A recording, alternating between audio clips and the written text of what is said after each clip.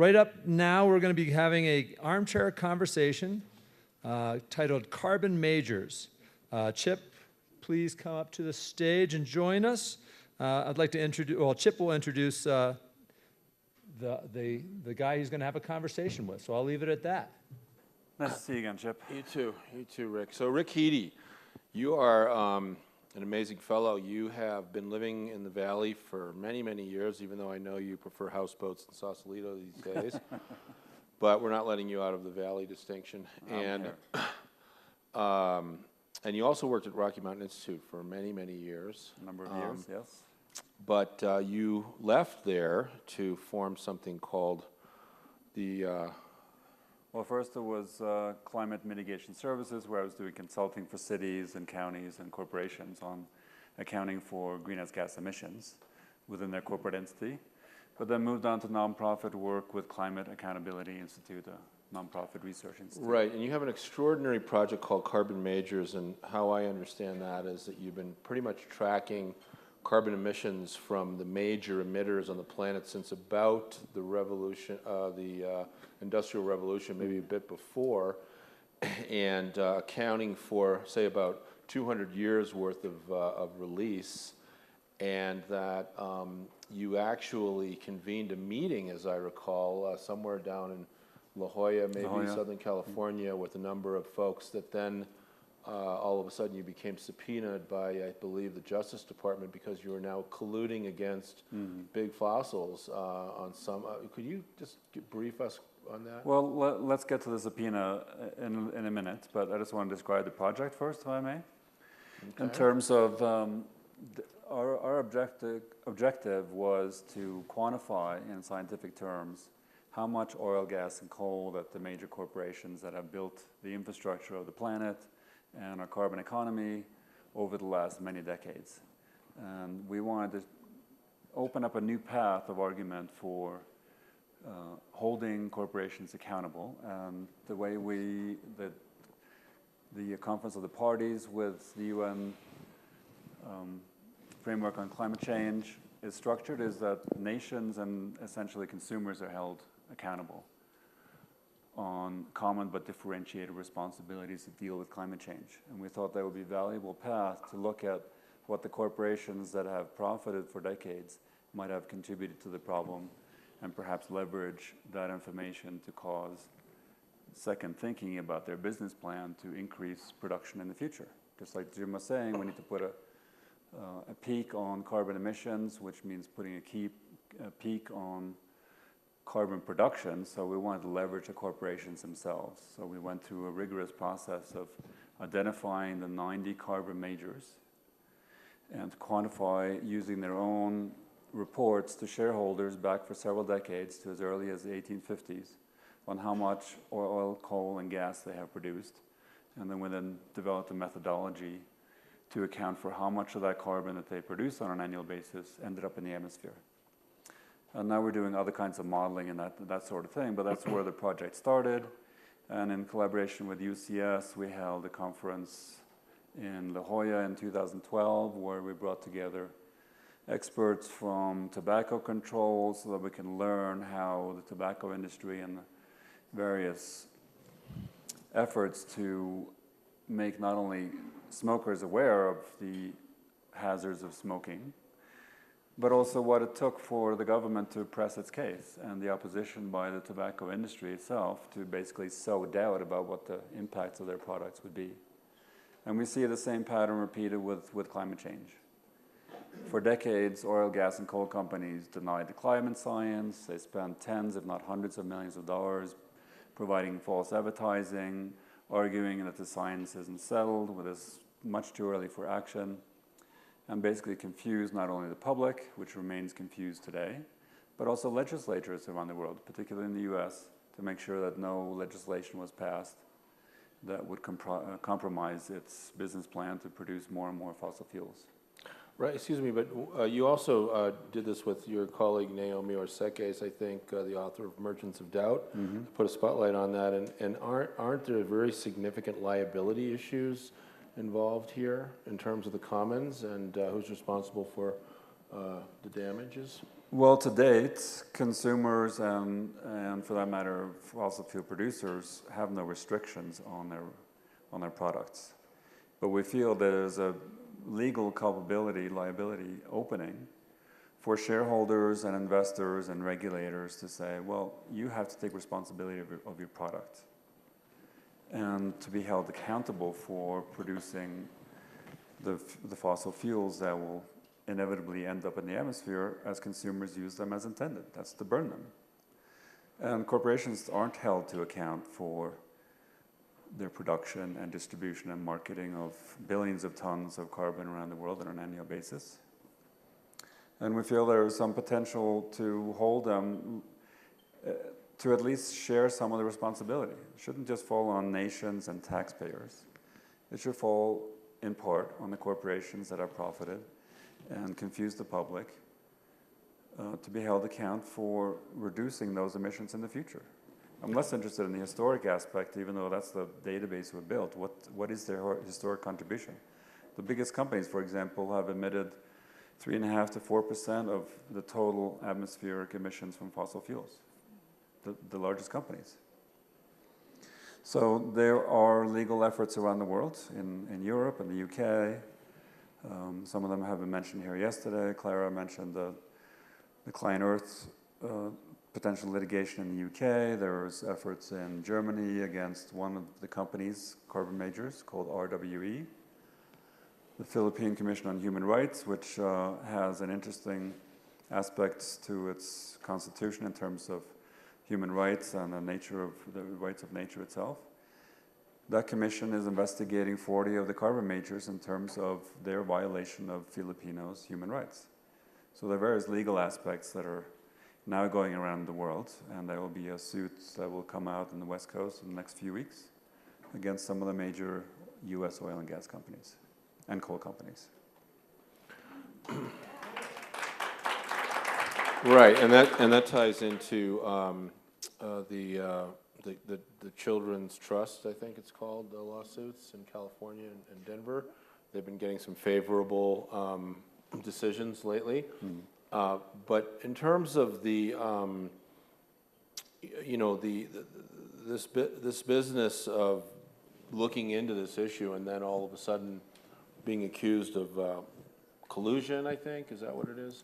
Well, it was a alleged conspiracy between myself and cohorts at Union of Concerned Scientists, one of my funders, Rockefeller Brothers Fund, Rockefeller's Family, 350.org, Greenpeace and such, who have been pressing this case.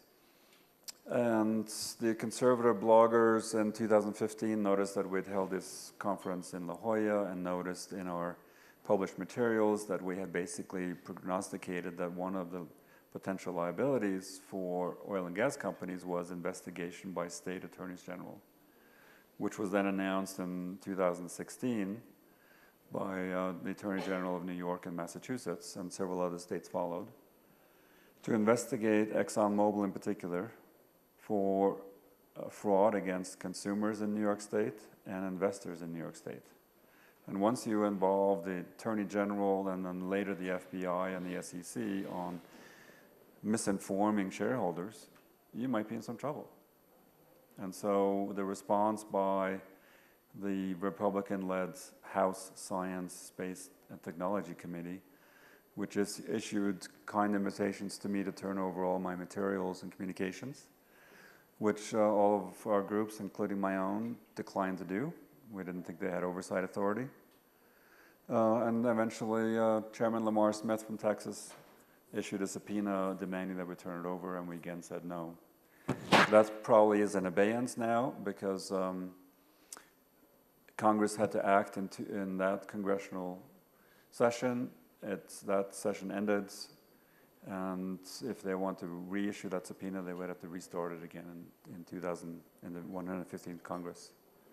But then meanwhile, ExxonMobil gets on the same horse and says, well, we'd like your materials too, because we're trying to defend ourselves from the investigation by Maura Healey, of the state attorney from Massachusetts, as well as Schneiderman from New York. So they, again, demanded our materials, and that is now in abeyance in New York State. So, but let me just say that there was never a conspiracy involved. It's just an alleged conspiracy, because we published truthful and prognostic information on how companies might face legal liability for the products they have fully known for decades, since at least the late 70s, if not earlier. If you go back to the Presidential Science Commission under President Johnson, he issued a pretty stern warning, even though the science was just emerging then on climate impacts, that we were going to change the atmosphere, and it was because of burning of fossil fuels. That was in 1965. And it wasn't until the early 80s that the National Academy of Sciences, actually late 70s, backed that up with emerging science that warned us all that we need to cut back on fossil fuels. And my work is just focused on giving the message to the fossil fuel industry that business as usual puts your company at risk, as well as the planet and everybody else. Well, I can't help but note that one of your fellow cohorts, as you put it, is the Rockefeller family. Rockefeller Brothers, yeah. Rockefeller Brothers Fund and Foundation, and that they were, you know, obviously the originator of Standard Oil, which became Exxon. And so it's quite ironic now that they're also the family that's leading fairly well the divestment within the philanthropic sector initiative. So it seems like we're making great progress.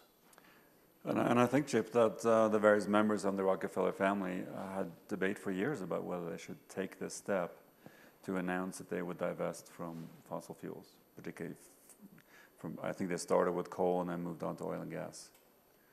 But I think it's a testament to their foresight in terms of stating that we need to reduce investments in oil and gas and coal companies. That sends a clear and important signal to those companies that the writing is on the wall, that you will need to adjust to a new world where you can sell less carbon in the future, and perhaps to sell more energy not in the form of carbon, to invest heavily in photovoltaics, and wind power, and electric storage, and the new technologies that they may transform their companies into, as opposed to just being carbon majors. Mm-hmm. Great. Well, you know, we have a couple of minutes left, Rick, and I think I'd like to get a couple of questions, but maybe where do you see this going, you know, from your perspective today? Well, I mentioned some of the potential litigation that's happening around the world, actual and potential. My primary focus is to give oil and gas companies in particular a clearer signal about how and what kind of investments they can make over the next several decades that will keep their future emissions, if you attribute both the emissions from their products as well as from their operations, and keep that below the 2 degrees centigrade pathway. We know fairly well what that looks like, and we know how we can kind of adjust the future emissions from a company's products along that same responsibility pathway. So that's one of my other new projects with a group in London called CDP. We're issuing updates on carbon majors, also with CDP in London, and with the Union of Concerned Scientists investigating basically how companies perform well or not so well in terms of bringing products to the market. Companies that invest heavily in oil sands, for example, would have a much larger carbon footprint on a gallon of gasoline down the road. So I think that would be of use to consumers, both large and small. Airlines, for example, who have a commitment to reduce their own emissions and buying from the purveyors that are more responsible in their supply chains. Great. And I would love to have a question or two if we have a moment. Well, we have 30 seconds left, so it'll probably be one. Has anybody got a burning question for Rick Heede and the carbon majors? This man over here.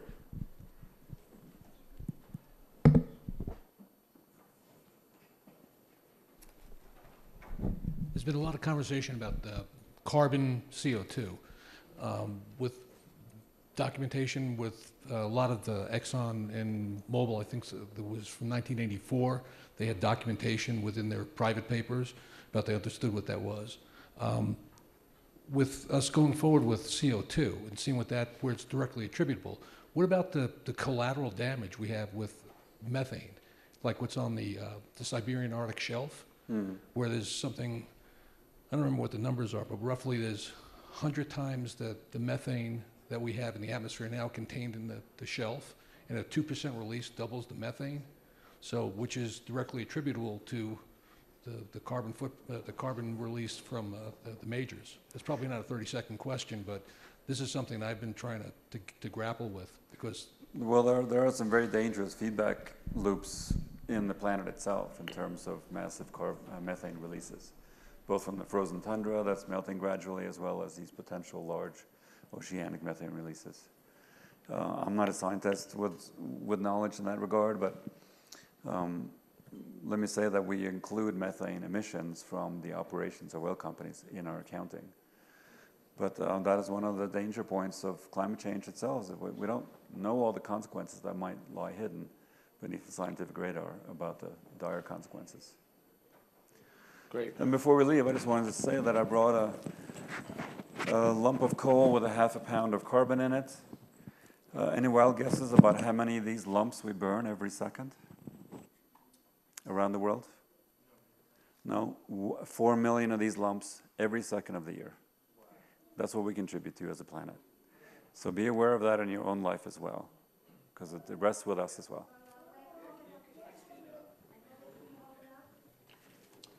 It's a lump of coal. Haven't you ever got that in your Christmas? If you want to touch a lump of coal, come on up. Good boys and girls get solar panels in their stockings, and the rest get coal. Let's hear it for a great presentation. Thank you very much, Rick, Chip. Knowledge is power, and this was a very knowledgeable bunch of people in this room today.